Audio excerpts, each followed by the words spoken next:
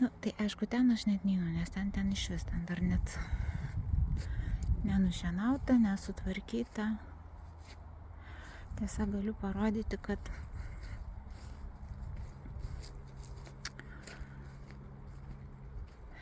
štai ten yra tolumoje irgi. Kur dabar ta vyšnia? Lauk. Kažkoks vabalas. Nu, žodžiu, nelabai dabar matos. Vat ne ta mažytė, už jos didesnė vyšnia, kurią taip pat Ednas apgenėjo.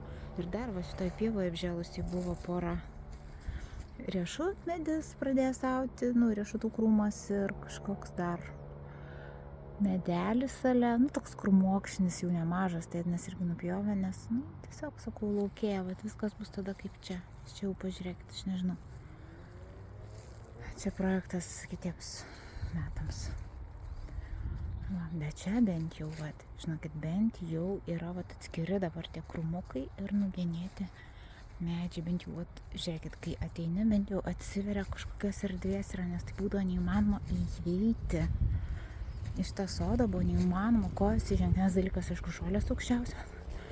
Bet ir šiaip, ir prie medžių negalėjai prieiti, jie buvo visi labai apaugę ir, kaip sakė Edvino mama, čia niekas niekada nieko negenėjo.